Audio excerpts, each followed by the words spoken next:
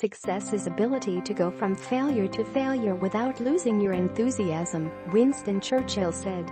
Yet, it is hard to imagine that the rich and famous of today had at one time gone through an endless struggle and lived in rags. The list of such personalities is endless. However, we have compiled a list of the top 10 rich people who were once poor. They grew from being homeless to now owning billions. Number 10. Roman Abramovich. Abramovich was born in southern Russia, into poverty. After being orphaned at age 2, he was raised by an uncle and his family in a subarctic region of northern Russia. While a student at the Moscow Auto Transport Institute in 1987, he started a small company producing plastic toys, which helped him eventually found an oil business and make a name for himself within the oil industry. Later, as sole leader of the Sidneft company, he completed a merger that made it the fourth biggest oil company in the world. The company was sold to state-run gas titan Gazprom in 2005 for $13 billion. He acquired the Chelsea Football Club in 2003 and owns the world's largest yacht, which cost him almost $400 million in 2010. Number 9. Jim Carrey. The star, who has won millions of hearts, and even God and Bruce Almighty, once actually lived in a VW camper van in tents for years.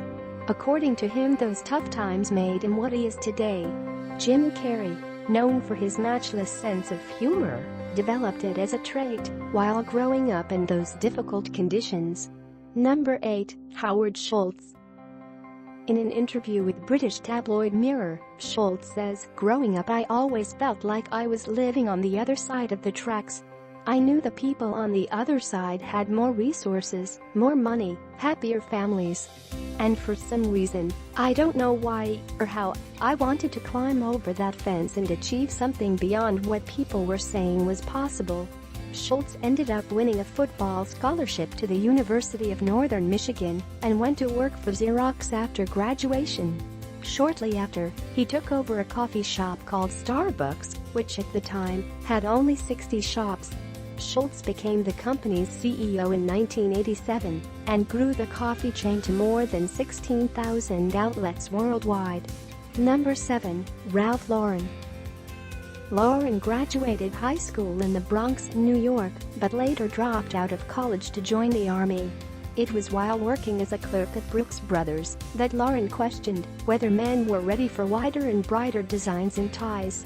The year he decided to make his dream a reality, 1967, Lauren sold $500,000 worth of ties. He started Polo the next year. And today it's a well-known brand in fashion industry. Number 6. Lakshmi Mittal. Steel tycoon Lakshmi Mittal came from modest beginnings in India. A 2009 BBC article says the ArcelorMittal CEO and chairman, who was born in 1950 to a poor family in the Indian state of Rajasthan, established the foundations of his fortune over 2 decades by doing much of his business in the steel industry equivalent of a discount warehouse. Today Mittal runs the world's largest steel-making company and is a multi-billionaire. Number 5. Leonardo Del Vecchio. Leonardo Del Vecchio grew up in an orphanage and later worked in a factory where he lost part of his finger. Del Vecchio was one of 5 children who was eventually sent to an orphanage because his widowed mother couldn't care for him. He would later work in a factory making molds of auto parts and eyeglass frames. At the age of 23, Del Vecchio opened his own molding shop, which expanded to become the world's largest maker of sunglasses and prescription eyewear with brands like Ray-Ban and Oakley. Number 4. Sheldon Adelson. College dropout Sheldon Adelson grew up sleeping on the floor of a Boston tenement house. Adelson, the son of a cab driver, grew up in Dorchester, Massachusetts, and began selling newspapers at the age of 12, reports Bloomberg Business Week. A Forbes profile of the billionaire says years later, after dropping out of the City College of New York, Adelson built a fortune running vending machines, selling newspaper ads, helping small businesses go public, developing condos and hosting trade shows.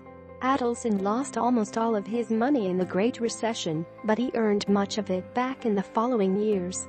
He now runs Las Vegas Sands, the largest casino company in the world, and is considered the most high-profile political donor in America, says Forbes.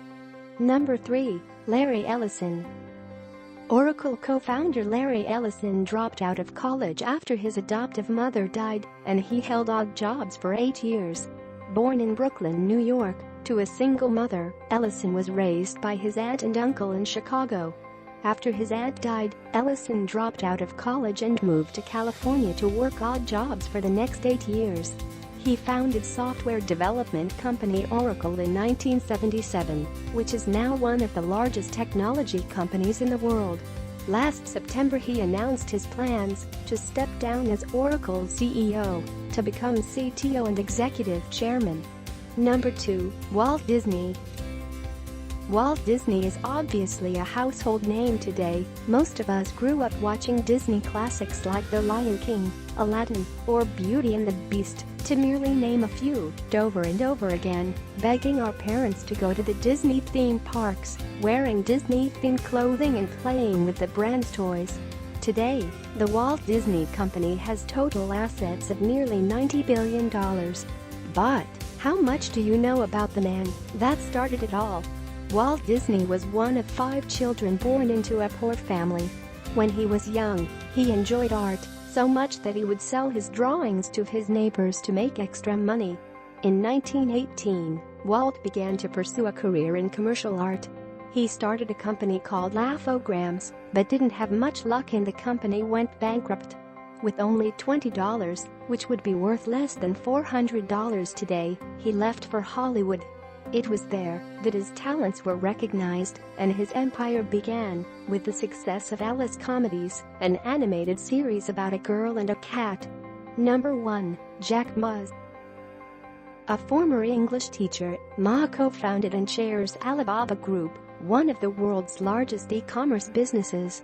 Alibaba's revenue in the 12 months ending in March 2017 rose by 56% to $23 billion.